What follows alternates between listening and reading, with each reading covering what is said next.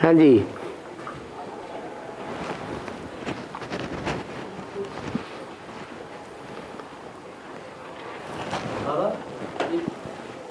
बाबा ये जो साधु सन्यासी होते हैं ये रिद्धि सिद्धि प्राप्त कर लेते हैं, तो ये कैसे कर लेते हैं? जैसे किसी का कैंसर निकाल देना, ये सब कैसे कर लेते हैं? भूत प्रेतों की सिद्धि नहीं होती है, भूत प्रेतों को अपने बस में नहीं करते हैं, उनके द्वारा उल्टे सुल्टे काम कराते हैं, उसको कहते हैं मैली विद्या। अज्ञान की विद्या है, उसमें ईश्वरीय ज्ञान लेश मात्र को भी नहीं है, और ये है ईश्वरीय ज्ञान। इसमें भूत प्रेतों की पूजा करेंगे या भगवान को पहचान करके भगवान को मानेंगे? यहाँ तो भगवान को मानते हैं, भगवान को पहचानते हैं। रिद्धि सिद्धि से यहाँ कोई कनेक्शन नहीं। रिद्धि सिद्धि प्राप्त करने वाले स्वर्ग बनाते हैं दुनिया को, हैं? और ही दुनिया को नरक बनाते हैं। और बाबा श्वेतबंध रामेश्वर की स्थापना त्रेता में हुई, और बताते हैं कि फिर द्वापर में सोमनाथ का मंदिर सबसे पहले स्थापन हुआ। द्वापर में हुई सेतुबंधु रामेश्वर की स्थापना या संगम की शूटिंग में हुई? संगम की शूटिंग। संगम युग की शूटिंग में जब त्रेता युग था, शूटिंग काल का, उस समय लंका जो विदेश है, जो शास्त्र में कहा गया है लंका में रावण का राज्य और भारत में राम राज्य, दोनों का कनेक्शन होता था उस पुल के द्वारा। काहे का पुल था? पत्थरों का पुल। क्या विशेषता थी उन पत्थरों की? पानी में तैरते थे। तो पत्थर चैतन्य पत्थर होंगे या जड़ पत्थर होंगे? चैतन्य। चैतन्य पत्थर बुद्धियों की बात है, जो ज्ञान जल में तैरते रहते हैं। सागर में पुल दिखाया है, विषय सागर में डूबते नहीं है। विषय सागर में भी वो पत्थर बुद्धि तैरते रहते हैं।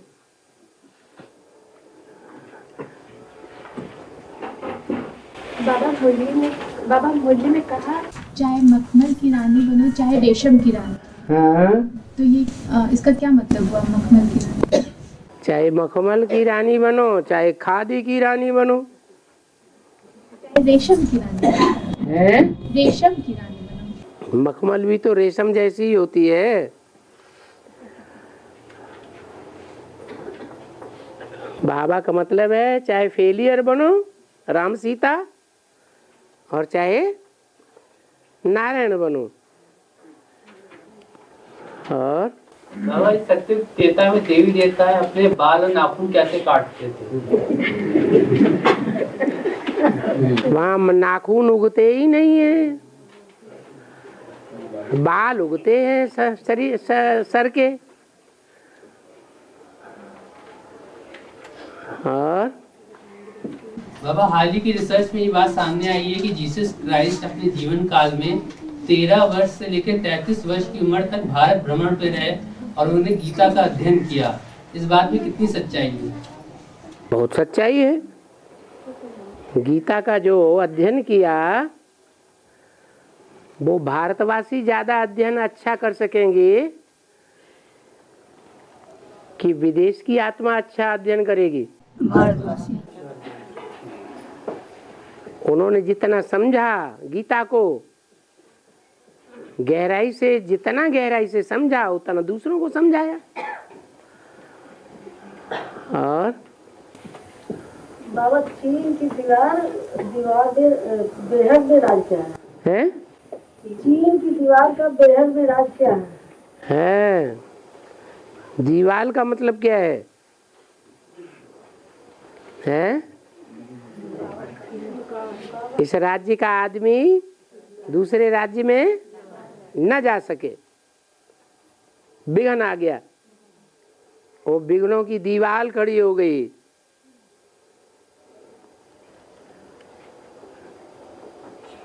और चाइना में क्यों दिखाते हैं? तो चाइना में ही क्यों दिखाया बाबा ऐसा? बेहद ये बौद्धि धर्म है ना वहाँ, कि मुस्लिम धर्म है? बौद्धि धर्म है। जो बौद्धियों में पवित्रता जास्ती होती है, ये इस्लामियों में जास्ती होती है। पहले तो दुनिया में इस्लामियों का राज्य था ना, सारी दुनिया में। तो अलगाव करने के लिए वो दीवार खड़ी कर दी। तो बाबा दीवार तो इस्लामियों ने खड़ी कर दी, तो हाँ, चीन की दीवार क्यों कर? तो चीन की सरहद पर खड़ी हुई है ना,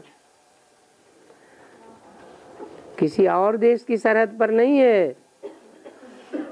और बाबा हम आत्माओं को जीवन किस लिए मिला है? जीवन मिला है पुरुषार्थ करने के लिए, मुक्ति, जीवन मुक्ति प्राप्त करने के लिए। जीवन में हर आदमी क्या चाहता है? हैं? हर मनुष्य आत्मा जो जीवन धारण करती है, वो उसके अंदरूनी इच्छा क्या होती है? सुख और शांति मिले। सुख और शांति पूर्वक जीवन जीने के लिए सब प्रयास कर रहे हैं। कोई उल्टा प्रयास करते हैं, भगवान आकर उल्टा बनाते हैं। भगवान ने उल्टा रास्ता बताया कि दीर्घ काल के सुख और शांति कैसे प्राप्त की जा सकती है। मनुष्यों ने जो सिखाया, उस सिखामणी से दीर्घ काल का दुख बना, अशांति बनी या सुख शांति बनी? दुख और अशांति बन गई। तो मनुष्य जीवन का लक्ष्य क्या हुआ? सुख और शांति। ईश्वर के बताए हुए रास्ते के आधार पर ही सुख और शांति मिल सकती है आत्माओं को। जो आत्माएं जन्म मरण के चक्र में आती हैं उनको, और वो सुख और शांति का असली रास्ता वो ही आत्मा जानती है जो जन्म मरण के चक्र में नहीं आती है। और जितने भी धर्म पिताएं हैं वो सब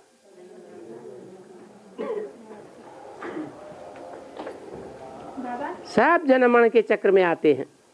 ब्रह्मा भी जन्म मरण के चक्र में आता है। इसलिए राम के पिता दशरथ थे, तो दशरथ में उनका झाड़ है नहीं, तो बेहद में क्या होता है? बेहद में ये होता है कि झाड़ के चित्र में नीचे कितने बैठे हैं? कितने रथ बैठे हुए हैं? 10 रथ बैठे हुए हैं। माने राम भी आम वाली आत्मा यज्ञ में जब अस्तित्व में आती है, जो असुरों को बाण मार मार करके ठिकाने लगाती है, वो आत्मा तब आती है जब वो 10 रथ पहले से ही यज्ञ में तैयार हुए पड़े होते हैं। उन 10 की पालना लेती है कौन? राम वाली आत्मा। इसलिए 10 रथ कहा जाता है। और बाबा सत्युग त्रेता में जब बच्चे पैदा होते हैं तो उनके पैदा होते हैं फेफड़े में हवा जाती होगी है? जब वो पैदा होते, जैसे आज की दुनिया में जब बच्चे पैदा होते हैं उनके फेफड़ों में हवा जाती तो वो रोते हैं, तो ऐसे सत्युग में भी फेफड़ों में हवा जाती होगी तो रोना तो होता नहीं होगा। इसका कारण क्या होगा? ये तो आप अनुमान लगा रहे हैं, जाती होगी। ये निश्चित बात आपको थोड़ा ही पता है। वहां तो रोने की दरकार ही नहीं है।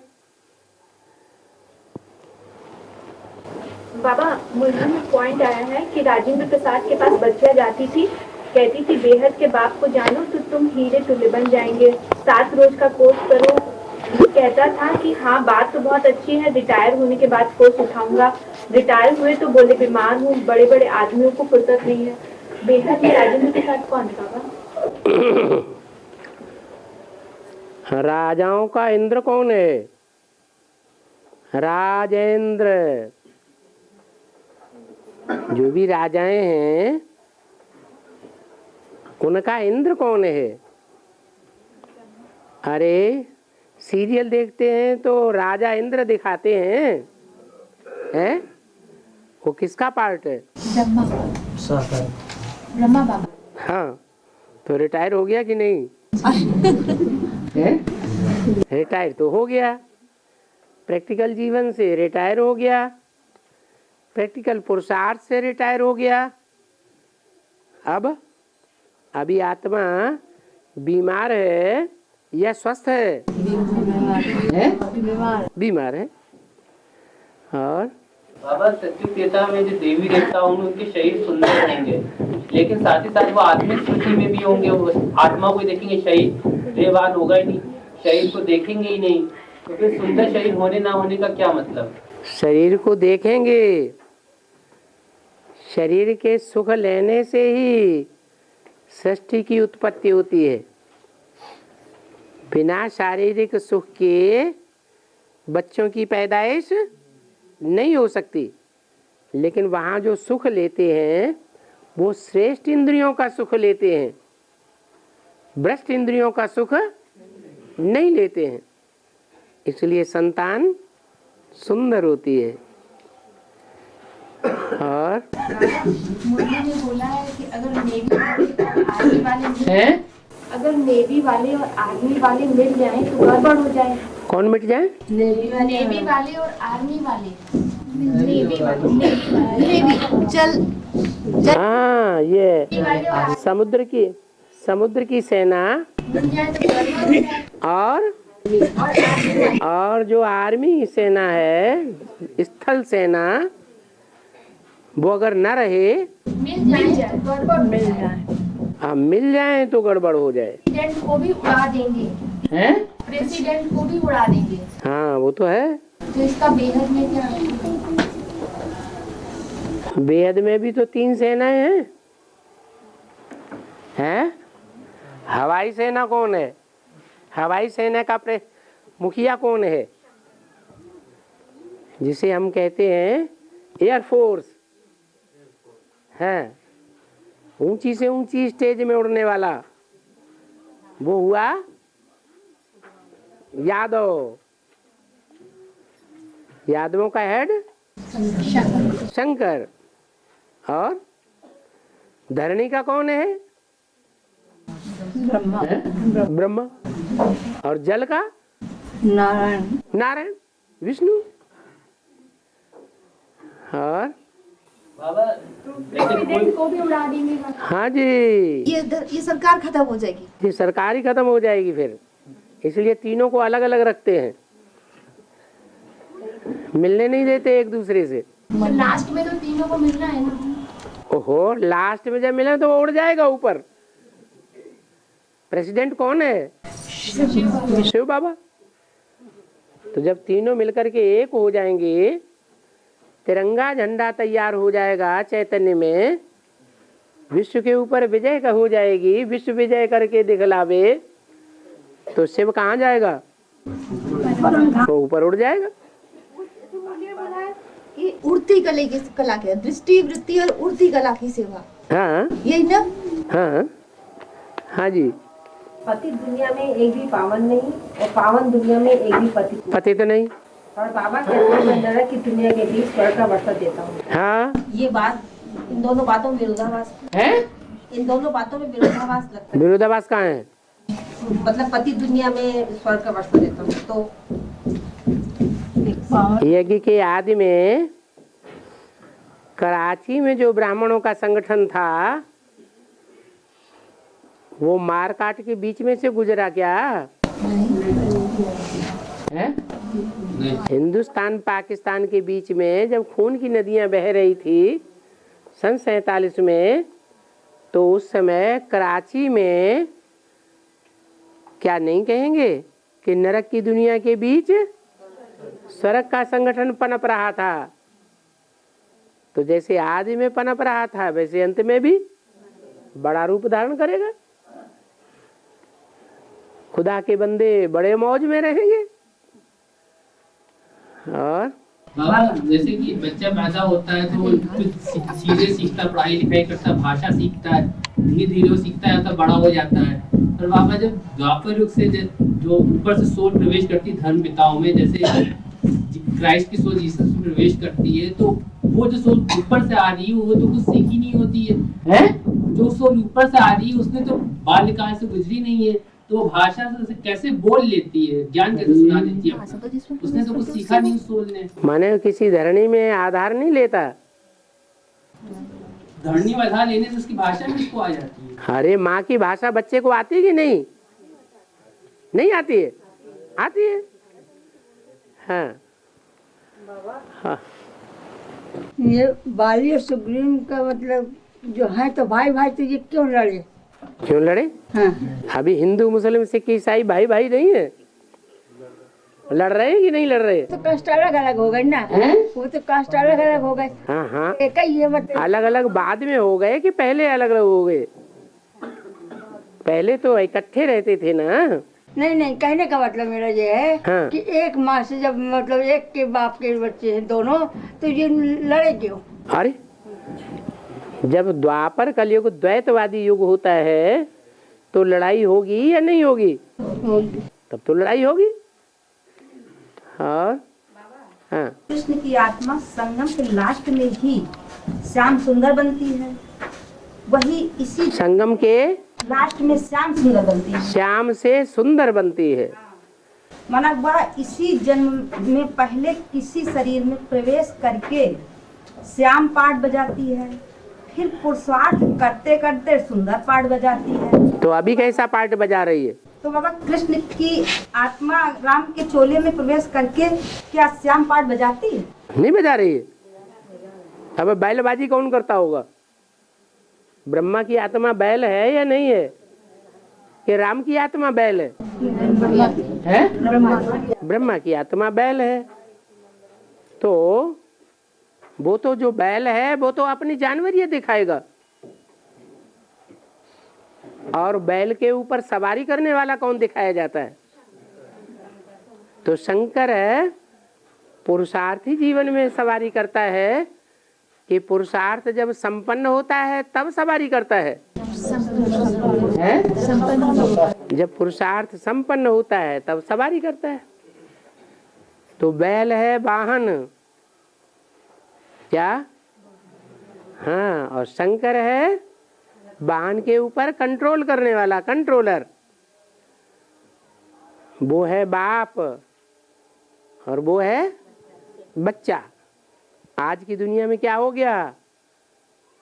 माँ बाप के ऊपर बच्चे कंट्रोल करते हैं कि बच्चों के ऊपर माँ बाप कंट्रोल करते रहते हैं जिंदगी भर? बच्चे करते हैं। बच्चे माँ बाप को कंट्रोल कर लेते हैं। तो ऐसा ही हो रहा है। और बाबा जब बेसिक में थे तो बेसिक के आदि में याद में जबरदस्त आनंद की अनुभूति हुई, याद करंट अनुभूति हुई।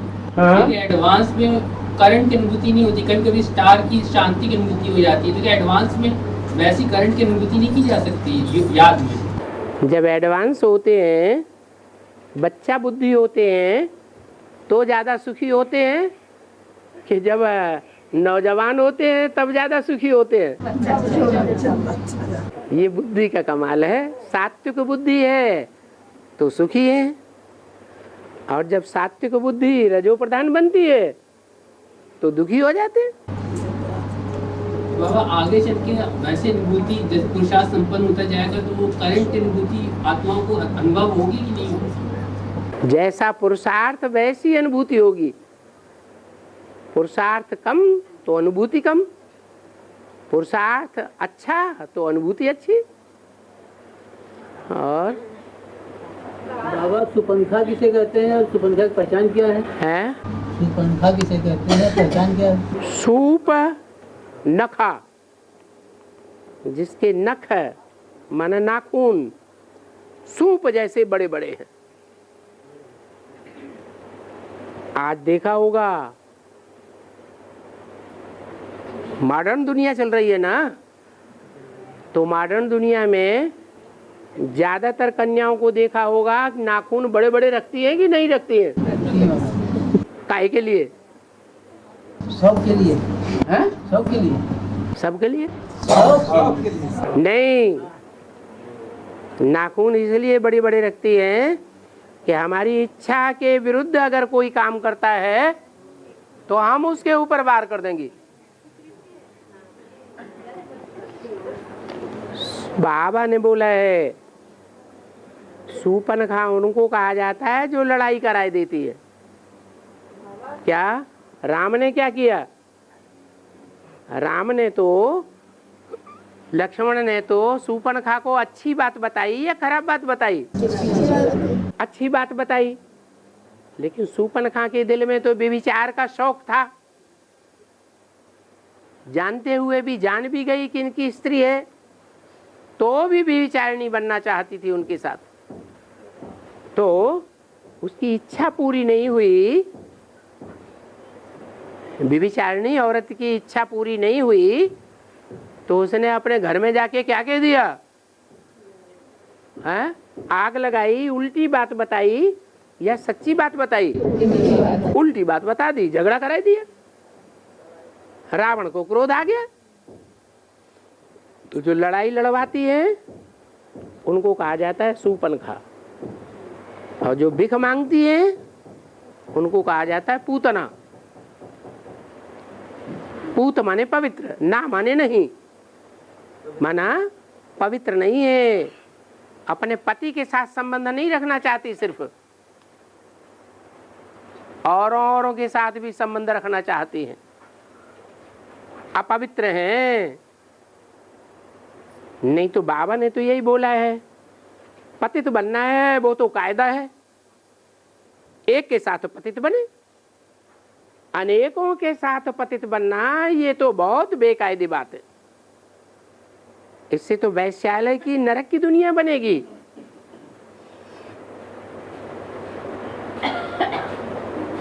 और बाबा जो पांच बाबा बाबा हाँ विद्युत मंडली क्या है? हैं? बेहद की विद्युत मंडली क्या है? बेहद का विद्युत मंडली क्या है? विद्युत मंडली, जो ज्ञान में चलने वाले, मुरलियों की गहराई तक जानने वाले हैं, वो विद्युत मंडली है। वो विद्वानों की मंडली माउंट आबू में है या बेहद के बनारस में है, जहाँ ज्ञान का रस बना बनाया मिलता है? कहाँ है बेहद का बनारस? कहाँ है? अरे एडवांस है, लेकिन है कहाँ? कंपिल। कंपिल में बेहद का ज्ञान का बना बनाया रस मिला ना। अरे क्या आपने पहले से ही मंथन करके रखा था? वहां जाकर के मिला ना। हाँ, तो वो जो वहां बना बनाया रस मिलता है वहीं विद्युत मंडली होती है। जो अच्छे अच्छे ज्ञान के जानकार हैं, गहराई तक मनन चिंतन मंथन करने वाले हैं, वो विद्वान कहे जाते हैं। विद माना जानना, वन माने धनवान, जैसे धनवान माने धन वाले, ऐसे जानकारी को हासिल करने वाले उनको कहा जाता है विद्युत मंडली। और बाबा में कहा कि लक्ष्मी नारायण को अपना एक ही बच्चा होगा। है? मुरली में कहा कि ना लक्ष्मी नारायण को अपना एक ही बच्चा होगा। ठीक है, लेकिन उनको तो युगल बच्चे होंगे ना। एक ही बच्चा होगा। बच्चा कहा, एक एक बच्ची, ये कहाँ कहा एक बच्चा ने एक बच्चा होगा बच्ची नहीं होगी? बाबा ने तो सही बोला ना, एक ही बच्चा होगा। बच्चा तो एक ही होगा, बाकी दूसरी बच्ची होगी। तो साथ ही होंगे ना। हाँ, साथ ही होंगे, लेकिन बच्चा एक ही होगा या दूसरा भी वो बच्चा होगा? एक ही बच्चा होगा, दूसरी तो बच्ची होगी। बुद्धि में बोला है कि पूर्व जन्मों में जैसा जैसा संग किया है वैसी वैसी बुद्धि मिलती है। तो विदेशियों की बुद्धि बड़ी तीखी होती है, तो क्या उन्होंने बहुत अच्छा संग किया पूर्व जन्मों में? विदेशियों ने? विदेशियों की बुद्धि तीखी होती है ना, हाँ। तो उन्होंने पूर्व जन्मों में अच्छा संग किया है। क्यों? ये बताओ, जब संगम युग था तो संगम युग में विदेशियों ने बाप को ज्यादा पहचाना, पहले पहचाना, या भारतवासियों ने पहले पहचाना? तो सात्विक बुद्धि किसकी हुई? विदेशियों की हुई। तीखी बुद्धि, सात्विक नहीं। तीखी बुद्धि होती है, सात्विक नहीं कहेंगे। तीखी तो है लेकिन है तामसी। जिस डाल पर बैठे हुए हैं उसी डाल को काटने के लिए एटम बम बनाए रखे हैं। महत्व की थोड़ी हुई है, क्यों महत्व की है क्या? तीखी बुद्धि, महत्व नहीं। तीखी बुद्धि है। यह पूर्व जन्मों की भी बात बताइए ना। पूर्व जन्मों में अगर अच्छा संग किया है तो पहले पहले जिन्होंने पहचाना है उन्होंने ही बाप को, जिन्होंने पहचाना है वो पहले बाप के संग के रंग में आएंगे कि दूसरे आएंगे? तो बुद्धि तीखी है। और 5000 वर्ष का ड्रामा रिपीट होता है, तो जो अणु जहाँ था 5000 साइकिल में घूम कर फिर वहीं आ जाएगा। वहीं आ जाएगा। लेकिन बाबा जब वैज्ञानिकों ने यान बनाकर मंगल ग्रह पे भेजा तो स्थूल में बात हो रही है, तो मंगल स्थूल में बात हो रही है। हाँ। मंगल ग्रह पे भेजा तो यान वहीं मंगल ग्रह पे रह गया। हाँ। तो अब वो इस यान का मटेरियल वापस पृथ्वी में कैसे सब मिलेगा, समाएगा? अरे जब 9 ग्रह आपस में टकराएंगे पृथ्वी का बैलेंस बिगड़ जाएगा। एटम बमों की विस्फोट से पृथ्वी का बैलेंस बिगड़ेगा और चंद्रमा पृथ्वी में आकर के समा जाएगा, तो दूसरे ग्रह रह जाएंगे क्या? फिर उत्पन्न कैसे हो जाएंगे बात? अर्धविनाश नहीं होता है द्वापर में? जब अर्धविनाश होता है तो सब टूट फूट के अलग अलग हो जाते हैं। यानी पृथ्वी बड़े आकार की हो जाएगी। हाँ जी, बड़े आकार की हो जाएगी और शार्ट हो जाएगी,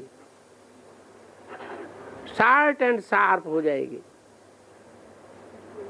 प्रकृति का मूल रूप है पृथ्वी। पृथ्वी मुख्य तत्व है। और जब ये जो है त्रिजटा का नाम क्यों त्रिजटा पड़ा? त्रिजटा का कैसे नाम पड़ा? जटा का मतलब क्या होता है? वही तो हम पूछ रहे हैं। अरे शंकर जी को जो जटाएं दिखाई जाती हैं उसका क्या मतलब है? ज्ञान की जटाएं। जब ज्ञान गंगा आती है तो जटाएं सुलझ जाती हैं। हम उस महिला को कह रहे हैं कि महिला का जो नाम रखा है तो जटा, हाँ, उसकी बात हम पूछ रहे हैं। उसी की बात कर रहे हैं। रावण के दरबार में त्रिजटा नाम राक्षसी एका रामचरण रति निपुण विशेखा है राक्षसी, लेकिन भगवान के चरणों में उसकी वृत्ति लगी हुई थी।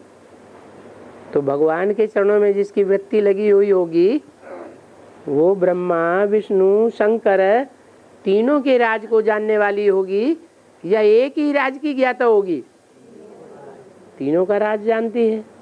जैसे एडवांस के बच्चे एडवांस में अगर निपुण हो गए, परिपक्व हो गए, तो जानते हैं कि ब्रह्मा का पार्ट कौन है, कौन ब्रह्मा के रूप में संसार में प्रत्यक्ष होने वाला है, कौन विष्णु के रूप में प्रत्यक्ष होने वाला है और कौन शंकर के रूप में प्रत्यक्ष होने वाला है। तीनों जटाएं बुद्धि में खुल गई कि नहीं खुल गई?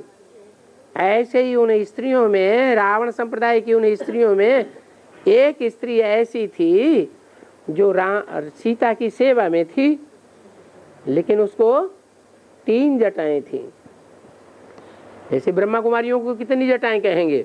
लेकिन बाबा है जो पूछा जा रहा है सो बताओ। ब्रह्मा कुमारियों को कहेंगे एक ब्रह्मा की जटा का ज्ञान है, उनको विष्णु का ज्ञान नहीं है, तो कहती है विष्णु कोई होता ही नहीं, ब्रह्मा ही सब कुछ है। न शंकर के बारे में कुछ जानती है, तो उनको एक जटा कहेंगे। वो उसका नाम क्या था? त्रिजटा। हाँ है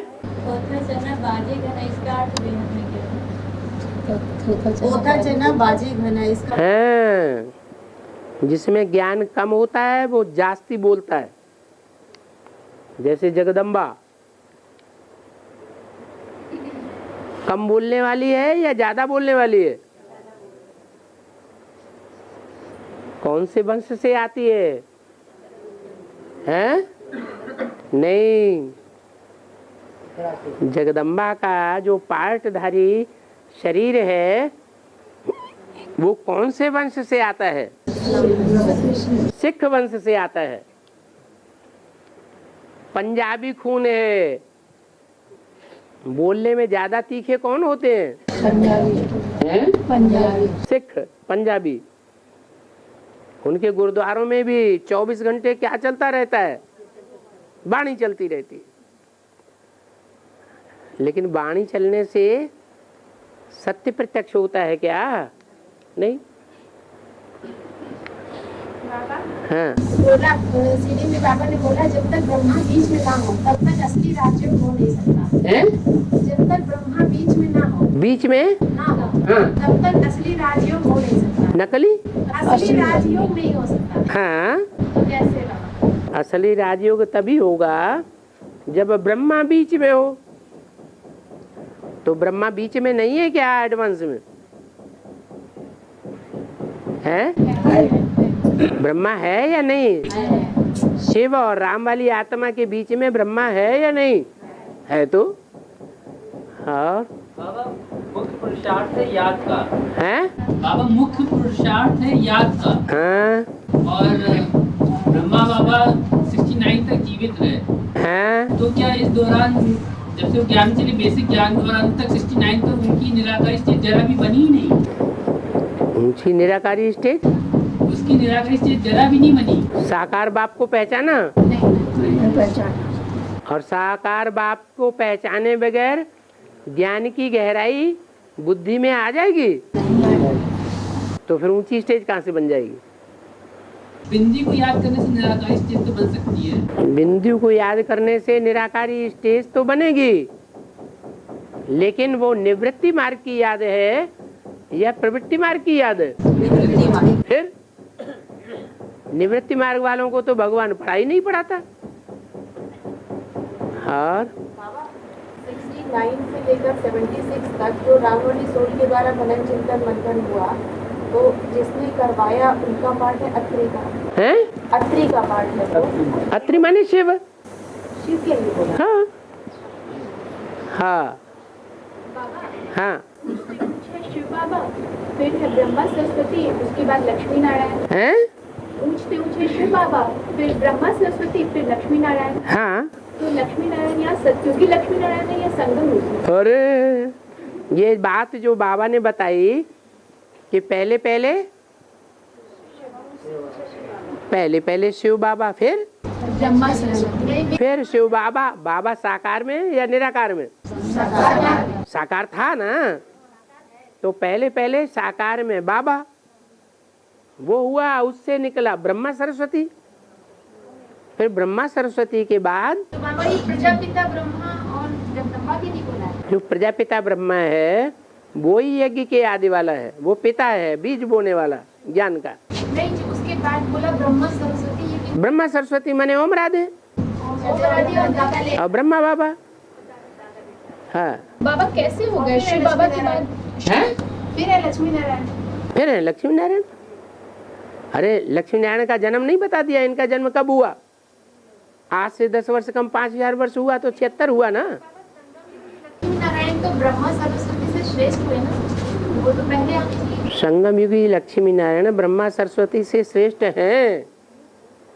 ये किसने कहा श्रेष्ठ नहीं है? तो बाबा कहते हैं पहले ऊंचते ऊंचे शिव बाबा। ऊंचते ऊंचे शिव बाबा, वो आकर के ब्राह्मण बनाते हैं पहले पहले कि देवता बनाए देते हैं? तो पहले ब्राह्मण बनाए, ब्राह्मण सो संपूर्ण पुरुषार्थ करके क्या बनते हैं? फिर देवता लक्ष्मी नारायण बने हैं। जगदम्बा पार्वती के संस्कार मिलकर के जब एक हो जाते हैं तो महालक्ष्मी एक ही है। हाँ,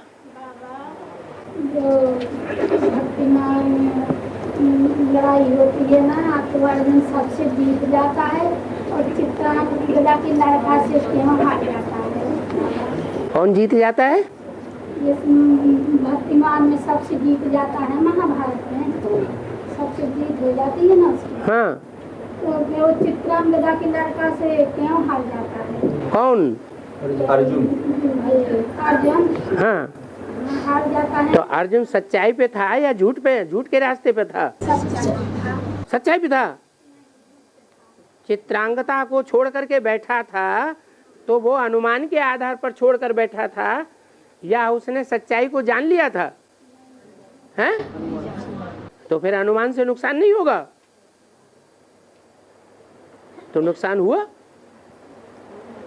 हाँ, जो भक्ति मार्ग में गंगा दिखाते हैं ना, भक्ति मार्ग में गंगा जिसको मानते पानी की गंगा, तो उसमें जो भंवर दिखाते हैं, भंवर, हाँ भंवर, हाँ। तो उसमें जो राउंड अगर कोई भी व्यक्ति गिर जाता है तो वो बचता नहीं है, उसको कोई बचा भी नहीं सकता। तो इसका भेद में बाबा क्या अर्थ है? गंगा में अभी भंवर नहीं पड़ रहे हैं। काले काले भंवर पड़े नदिया में। भक्ति मार्ग में गीत नहीं गाते हैं देहात में?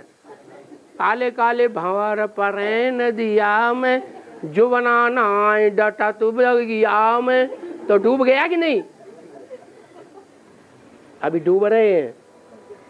गंगा या कोई भी नदी अगर भगवान से संबंध है, संबंध साकार में होते हैं या निराकार में? भगवान से संबंध है तो नदी नदी है, पतित पावनी है। और भगवान से संबंध नहीं है तो नदी नहीं, वो नाला है। और नाले में कोई गिरेगा तो क्या होगा?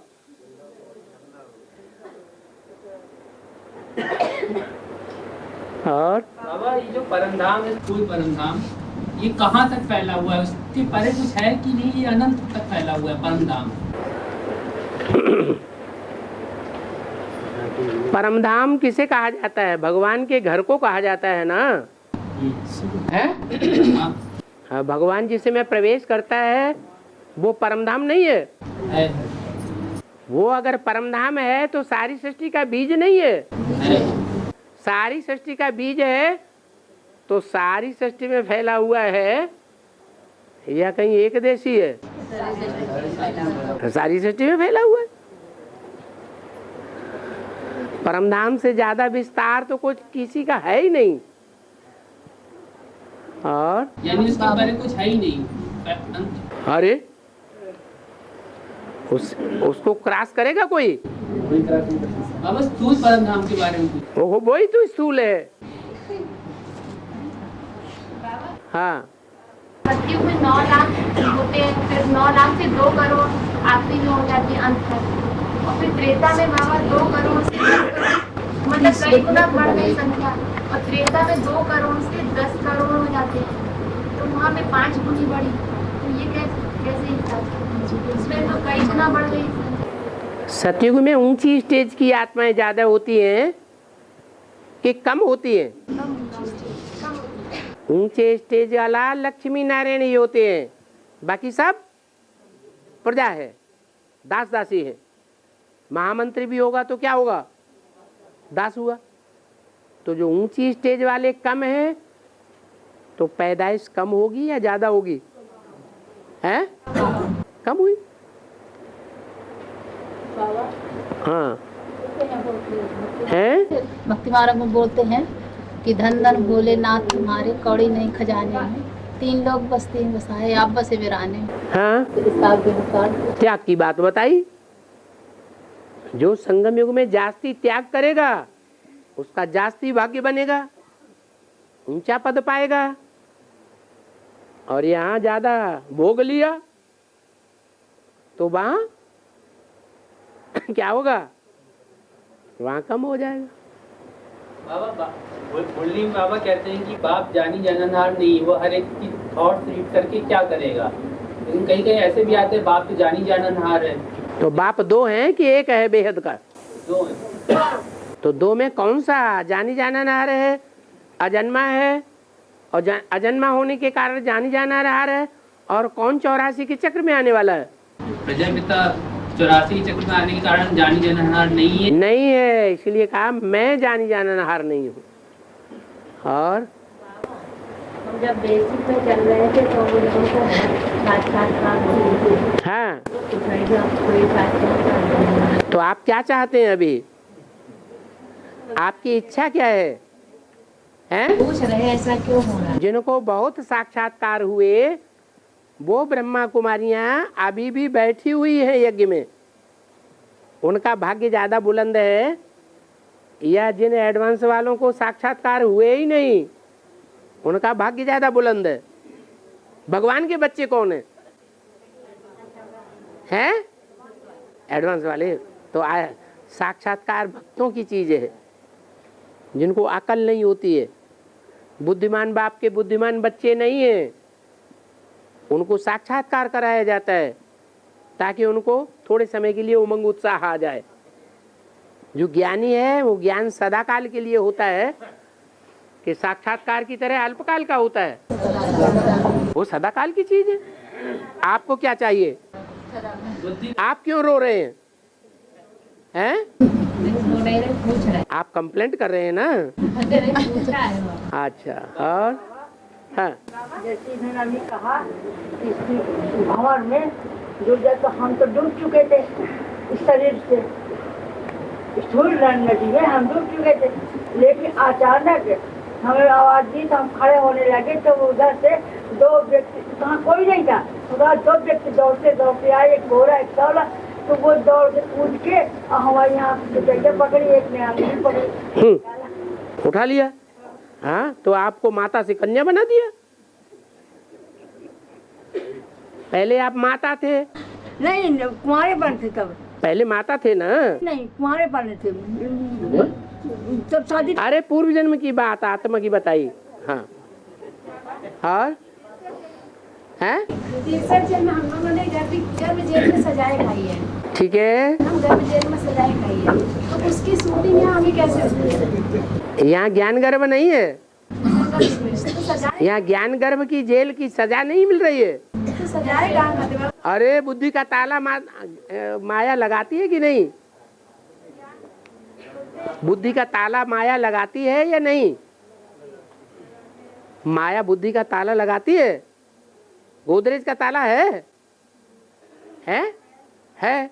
तो गोदरेज का ताला लगता है तो ज्ञान बुद्धि में उल्टा बैठता है या सीधा बैठता है? जब उल्टा बैठता है तो उल्टे कर्म होने लगते हैं, और सीधा तो अच्छे कर्म होंगे। बाबा ये जो बताया है कि ऑलराउंड पार्ट होना अच्छी बात है, 84 जन्म होना अच्छी बात है, ये आत्मा ये बोला गया है। लेकिन जो लास्ट आत्मा जो परमधाम से मनुष्य आत्मा उतरती है उसका बहुत कम टाइम पृथ्वी पे अस्तित्व होता है। तो बाबा वो आत्मा ये भी तो कह सकती है कि ऐसे तो शिव की सोल भी लंबे समय तक परमधाम में रहती है। उसका ये तो तर्क हो सकता है ना, लास्ट मनुष्य आत्मा का जो सृष्टि पे उतरती है उसका ये तर्क हो सकता है कि ऐसे तो शिव की सोल भी लंबे समय तक परमधाम में रहती है। तो ये बुरी बात नहीं है 84 जन्म पूरे ना होना। जो परमधाम में ज्यादा लंबे समय तक रहती है वहाँ क्या शांति की अनुभूति होती है? नहीं। फिर क्या फायदा? जंगल में मोर नाचा किसने देखा? ऐसे तो शिव की सोल भी लंबे समय तक परमधाम में रहती है। शिव तो अजन्मा है और मनुष्य आत्मा तो जन्म मरण के चक्र में आने वाली है। हाँ, भागड़ा नंगल डैम जो है वो कौन सा क्या है? भागड़ा नंगल जो डैम बना हुआ है वो कहाँ बना हुआ है? बेहद में कौन सा है? वो कहाँ बना हुआ है? कलकत्ते में। हाँ, पाकिस्तान उस स्टेट का नाम क्या है?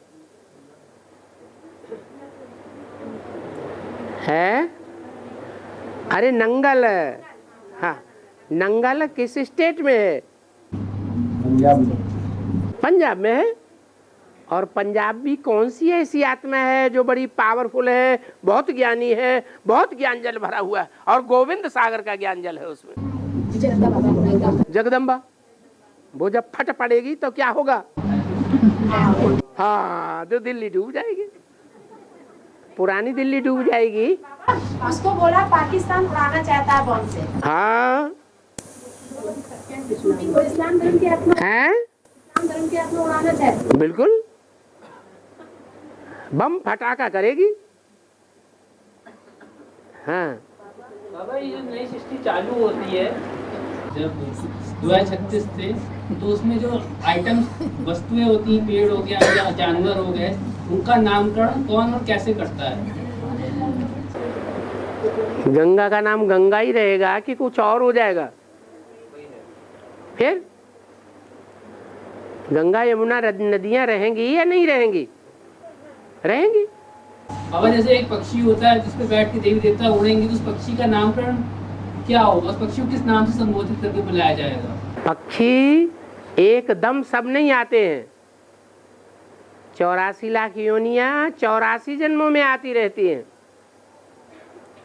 जो ज्यादा दुखदाई है वो तामसी युग में आती है, और ज्यादा सुखदाई सतयुग में आती है। तो जैसी जैसी योनियां आती है वैसे वैसे उनके नाम पड़ते हैं। तो उससे उसका क्या नाम होगा? हैं? उस पक्षी को किस नाम से संबोधित किया जाए? जैसा काम वैसा नाम होगा। उसका भी फाउंडेशन संगम में पड़ता है। और बाबा बोल रहे हैं कि अंत समय में जाना है सबको, माउंट आबू जाना है, तो उस समय बेहद के माउंट आबू जाना है या हद के माउंट आबू जाना है? बाबा तो हर बात बेहद में करते हैं। बाबा हर बात बेहद में, हद में नहीं होती है बाबा की बात। नहीं, लेकिन उसका अर्थ तो बेहद में बताते हैं ना, करना। हाँ, अर्थ भी बेहद में बताते हैं, और हद में भी बात लागू होती है, और बेहद में भी बात लागू होती है। लेकिन अभी हम हद में, हद की दुनिया में जी रहे हैं, या बेहद में संपूर्ण 100% चले गए? तो जब तक हद में है तो हद का जो परमधाम साकार में होगा, जहाँ सब आत्माएं आत्म की स्थिति में स्थित होंगी अपने बाप के साथ, वहां पहुंचेंगे। और बाबा सब नहीं पहुंचेंगे, जो आत्म की स्थिति वाली होंगी वो ही पहुंचेंगी प्रैक्टिकल शरीर से। बाकी दूसरी आत्माएं दूर दूर रह करके भी मन बुद्धि से कहाँ पहुंचेंगी? परमधाम पहुंचेंगी। हैं? मुरली में बोला है नेहरू मरा तो उसकी राख को सब जगह गिराया।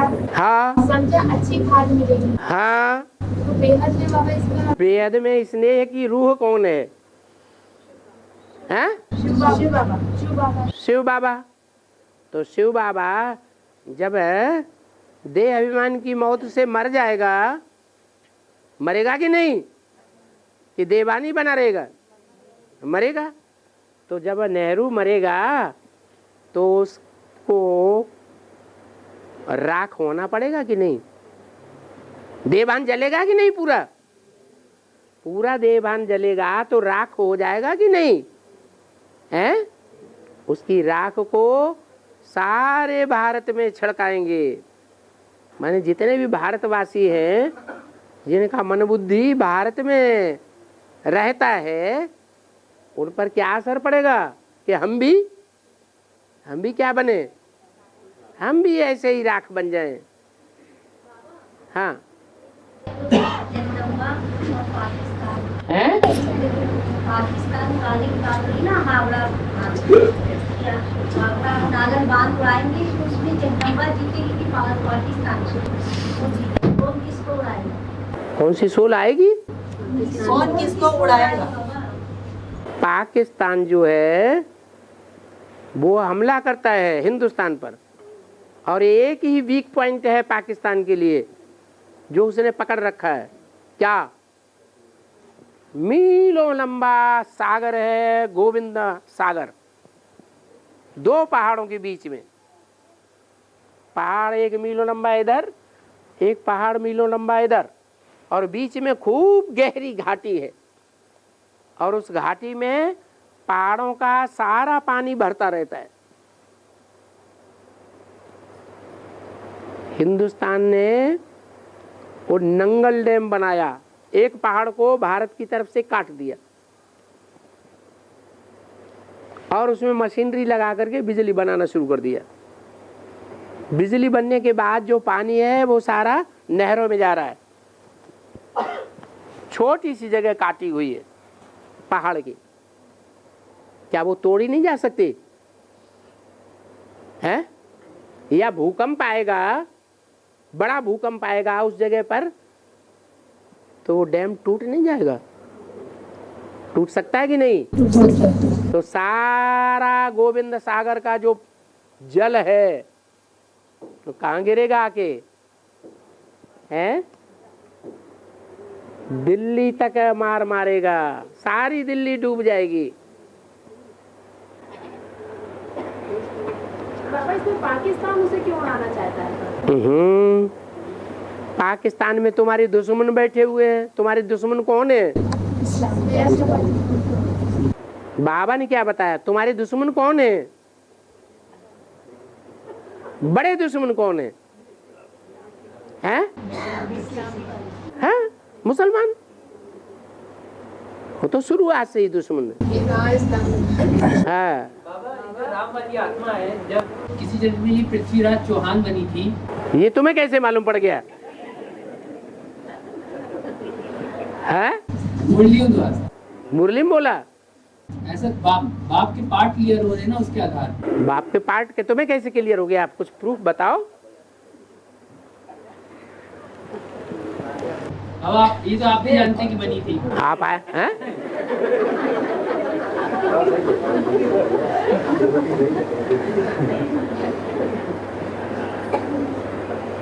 जो जानता है वो खुद बताएगा कि दूसरा बताएगा? बाबा ने तो कहा है मैं बोर्ड पर लिख करके या कागज पर लिख करके नहीं बताऊंगा किसका क्या पार्ट है। हर एक आत्मा अपनी चलन से, अपनी दृष्टि से, अपनी वृत्ति से, अपनी वाचा से अपने पार्ट को डिक्लेयर करेगी। मैं नहीं बताऊंगा। तो तुम्हें कैसे पता चल गया?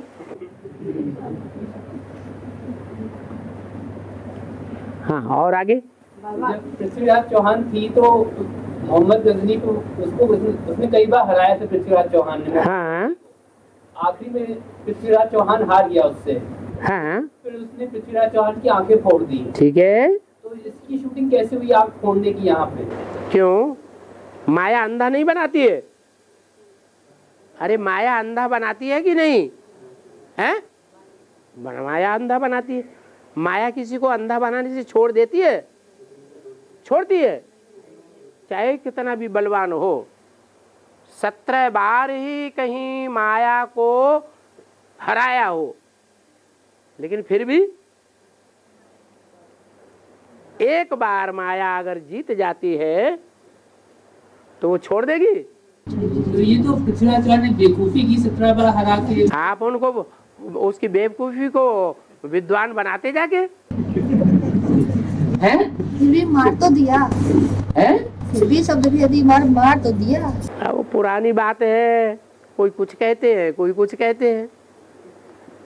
हिस्टोरियंस भी तो अलग अलग मतों वाले हैं, हिस्ट्री लिखने वाले है।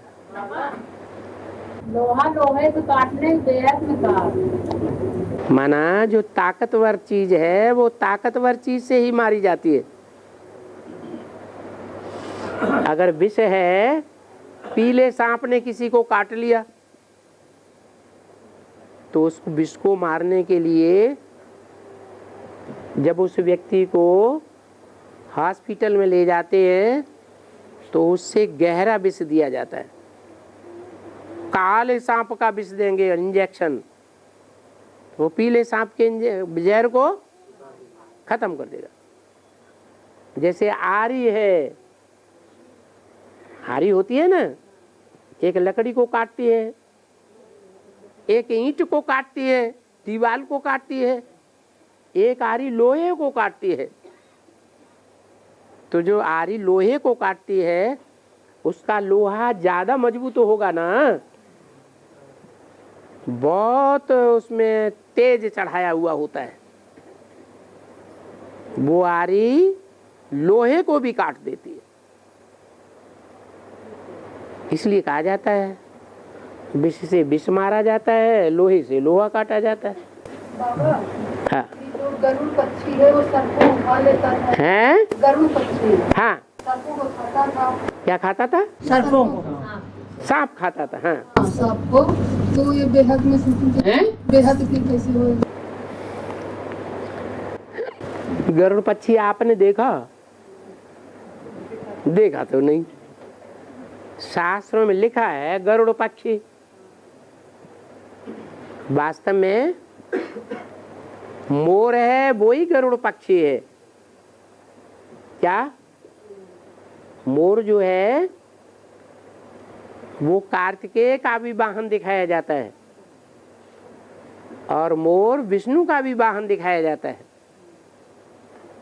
ब्रह्मा सो पुरुषार्थ करके जब विष्णु की स्टेज में पहुंचता है तो ब्रह्मा पतित रह जाता है या पावन हो जाता है? पावन हो जाता है। और जो ब्रह्मा पावन हो जाता है वो फिर मोर के ऊपर सवारी करता है। क्या? किसके ऊपर सवारी करता है? मोर के ऊपर सवारी करता है। मोर पवित्र है या अपवित्र है? हाँ, पवित्रता के ऊपर सवारी कर लेता है। बाबा, हाँ।